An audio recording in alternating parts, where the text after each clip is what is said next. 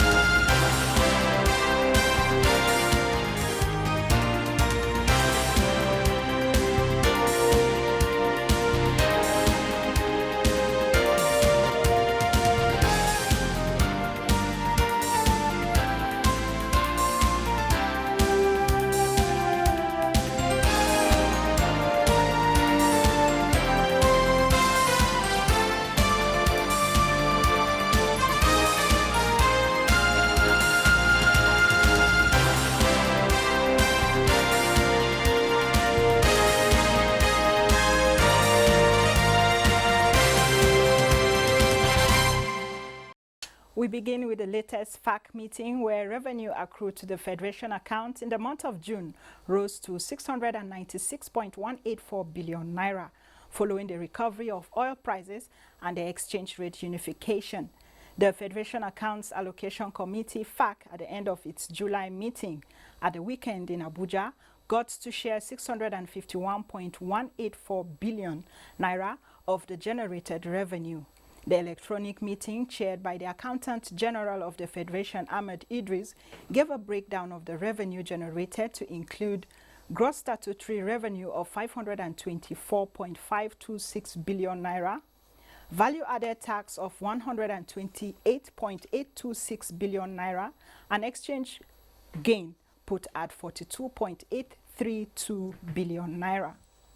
45 billion naira was saved in the excess non-oil revenue account, with balance in the excess crude account pegged at $407 billion as at 16th of July 2020.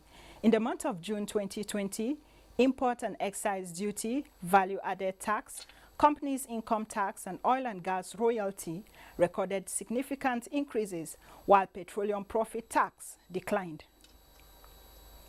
The Minister of Finance, Budget and National Planning, Zainab Ahmed, this Monday presented a sukuk check of 162.557 billion naira to the Ministry of Works and Housing.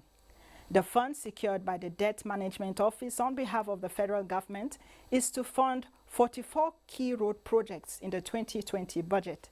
This is the third sovereign sukuk by Nigeria, which was raised last month and was oversubscribed by investors. Now, last week, President Muhammadu Buhari received a 12.5 kilograms gold bar, signifying the beginning of an era as Nigeria begins stockpiling the precious metal in reserve. Let's take this report by Mayor Ogidi before we delve into the business of the day. A gold in the hands of the goalless put Nigeria at $3 billion loss between 2012 and 2018. And with a reserve of 200 ounces of gold, Nigeria can earn up to $675 million every year. And COVID-19 has expanded the opportunities even more. As a way of saying weep no more to the small-scale and artisanal miners, the federal government came up with the Presidential Artisanal Gold Mining Development Initiative in 2019 to create common market to buy gold from the artisanal miners by the Central Bank of Nigeria, establish gold refineries, create 250,000 jobs, address health and environmental challenges as well as banditry occasioned by illegal and artisanal mining in some parts of the country. Few months after that initiative, a test run is conducted and it is a success.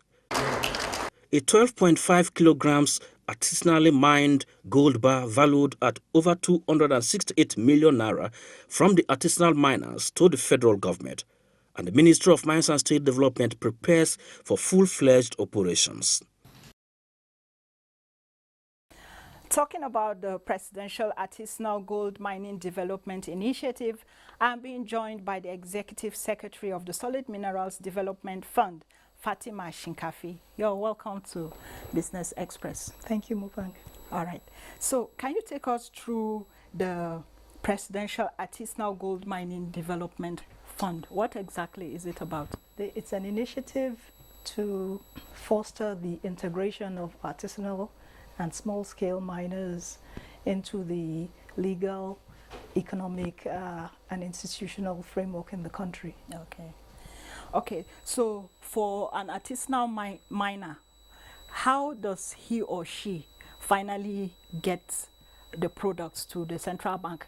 What are the processes? Okay, so we register Okay. the artisanal miners Okay. jointly with our artisanal mining department. Okay. And then we do their biometrics because Okay. the identity is very important for security reasons.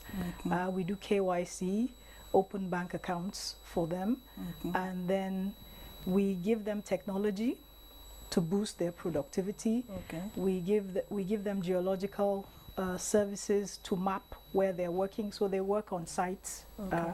We help them with licensing so that they're not on anyone's site illegally. Okay. And then we give them machines and equipment where it's secure Okay. for the final product. We take that product and we refine it using an accredited refinery, London Bullion Market Association accredited refinery, Okay. because central bank can only buy gold that is LBMA certified. Yes. And then we sell it Okay. to the central bank for them to have accretion to our national foreign reserves. So, but how aware are these artisanal miners about this initiative? There may be some of them who are out there and they don't exactly know. We've registered about 20,000 so far, Okay. and good news travels fast. Okay. If they have boost on income and better incomes, better standard of living, you'll see that the news will travel very fast. Okay. And the enforcement approach, although has worked to a certain extent, is not as good as the inducing them to come out from the shadows and be out in the open to benefit from these programs. And you'll find that once one or two of them show better income and better standards, the rest will hear about it and they'll be attracted. Okay, we know that it's one thing to have a policy in place, but it is another thing altogether to sustain such a policy. What are the checks and balances that are in place to ensure that this particular initiative stands the test of time? So private sector Okay. participation, very important. Okay. We are deploying 50 buying centers across the country, and we're partnering with the private sector, guiding them on regulatory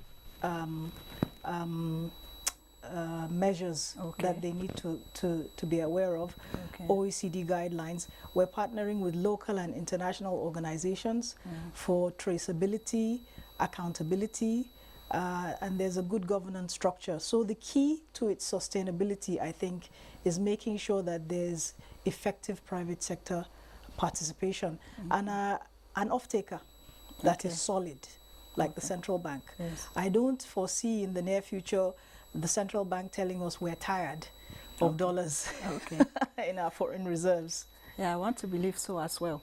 So, can you tell us what exactly you're doing about the security challenges that we are having in parts of the country, some health issues, and of course the most paramount of them, which is the COVID-19 that miners are having to, battle with. Yes. So what exactly are you doing to handle those challenges? So across the board in every sector, there's a new normal now. And for the COVID, let me start from the COVID because that's the one that is worrisome in particular for health. We're developing manuals with local and international partners to guide us how the new normal will be in mining as well. We know what we did before, so those manuals are being adapted to a more responsible way of doing things because we have no end date to COVID. But we can't sit and twiddle our thumbs and say people shouldn't earn. I was going to ask you if you have any plans of having international participation or international partnership. Absolutely. What are the plans on that? Already OECD guidelines were committed to responsible sourcing, and we have environmental compliance. You'll be surprised that it's not always international partners that have the answer. We contextualize our problems to our local needs. Sometimes they come and we tell them, but they just have a better strategy or way of packaging that implementation. So with local, I have a lot of regard for our local capacity, and we learn from them how to sensitize the miners to do things in a more environmentally responsible way. Data is very key across the board. Safer mining and sensitization to the miners and showing them. So if you don't have data, you will go digging anywhere, anyhow. Yes. But if you know exactly where to go, it mitigates against a lot of the safety concerns that you have in the mine. Okay. Sorry, you asked about security, even though it's more of a question Okay, you want to talk about? For General Burute. Okay. So our supply chain strategy has a framework that mitigates against conflict areas. Okay. Because the LBMA guidelines insist on responsible sourcing. The other great mitigant to insecurity is poverty alleviation. I think that the bullet and the bar here are going to be complementing each other. I prefer the bar.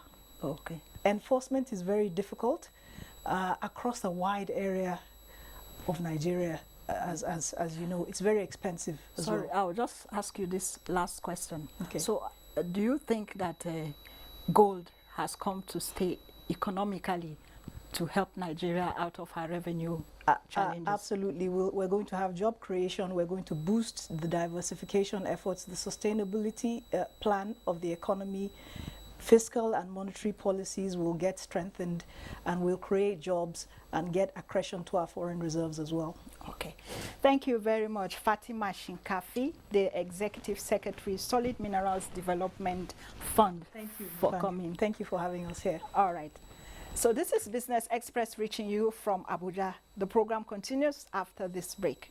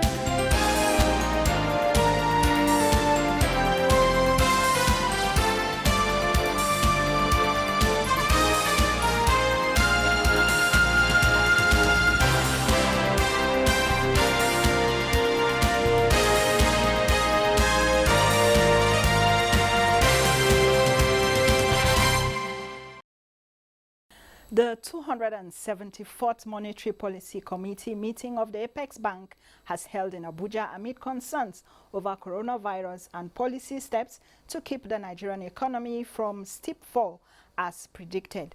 The MPC retained MPR at 12.5% and held all other parameters constant. We have Johnson Chukwu, the Managing Director of Cowrie Assets Nigeria Limited, via Zoom from Lagos to look at the outcome of the MPC. Hello, Mr. Johnson. Good afternoon. Thank you for having me.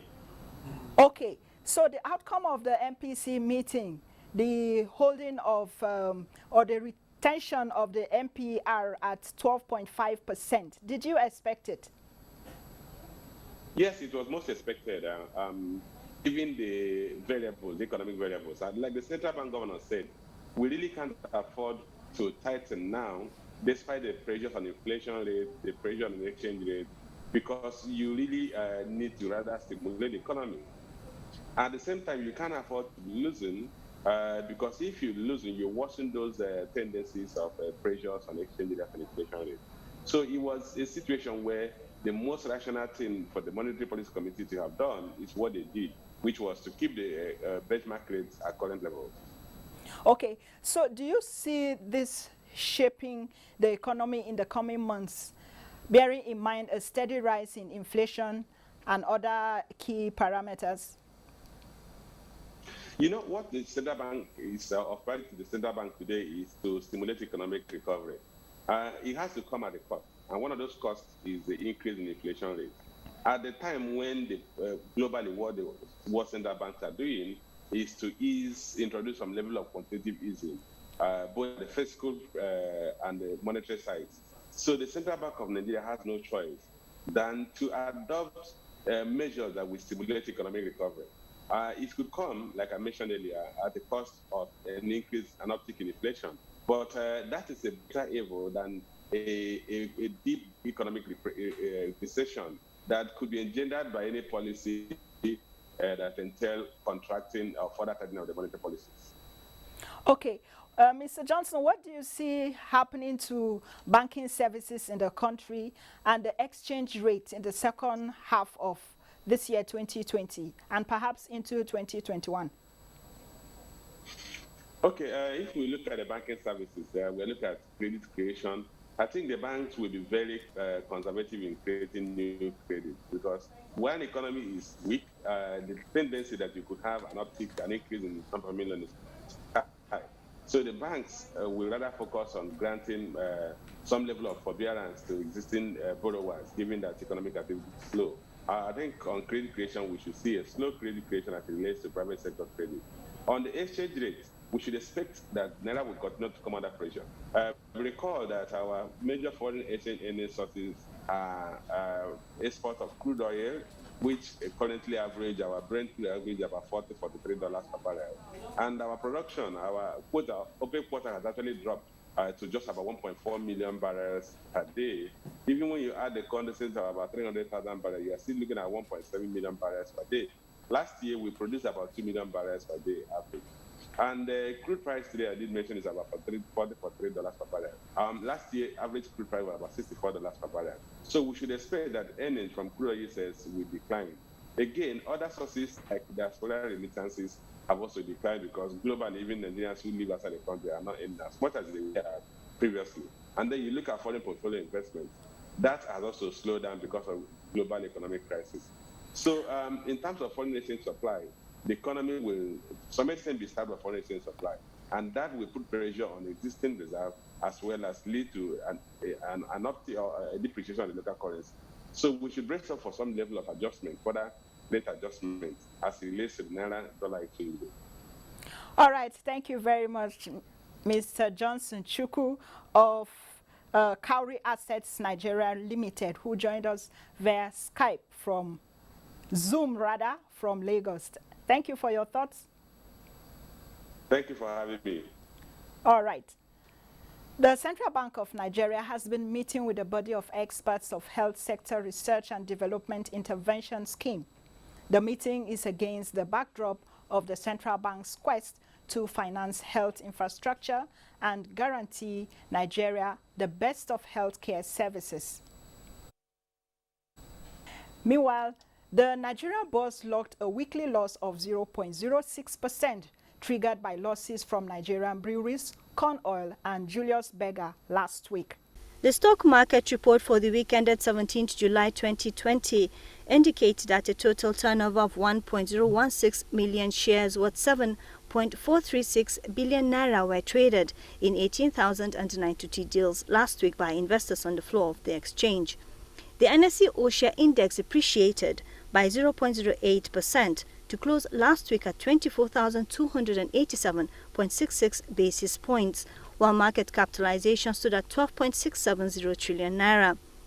All other indices finished lower, with the exception of NSE Lotus and NSE Industrial Goods indices, which appreciated, while NSE ASAM closed flat.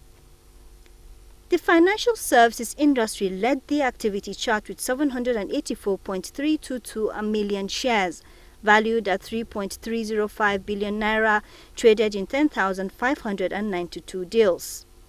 The oil and gas industry followed with 61.822 million shares, worth 418.191 million naira, traded in 984 deals.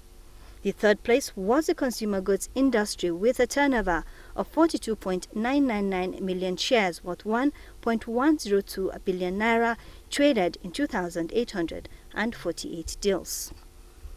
Trading in the top three equities, namely Sterling Bank PLC, FCMB Holdings PLC and FBN Holdings, accounted for 416.989 million shares, worth 791.078 million naira in 2,752 deals. A total of 106,450 units of exchange-traded products, valued at 117.642 million naira, were traded last week in 4 deals. Similarly, a total of 2,408 units of bonds valued at 2.614 million naira were traded in 9 deals.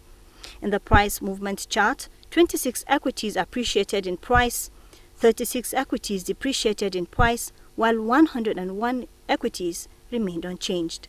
That's Stock Market Report. Meanwhile, global cases of COVID-19 hovers around 14 million. How is this affecting global stocks? Let's see the market.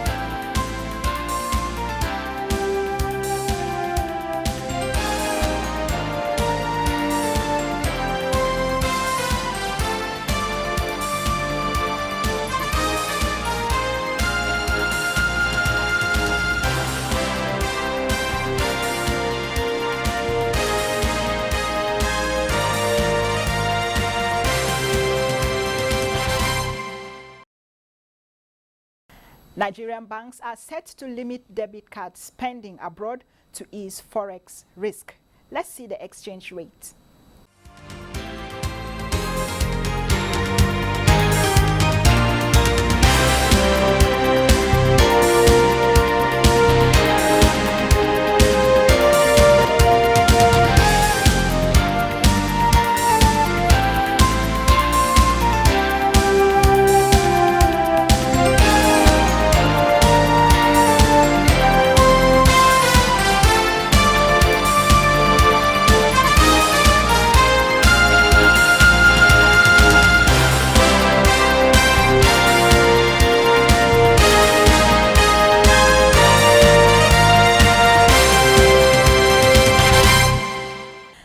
Where we end this edition of Business Express. Be informed that all previous episodes are available on YouTube and on NTA's channels. You can also communicate with us on Twitter. The handle is @NTA News Now. And don't forget to use the hashtag BizX.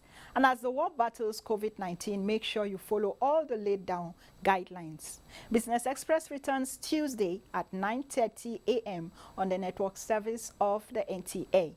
I am Muplang Dakok.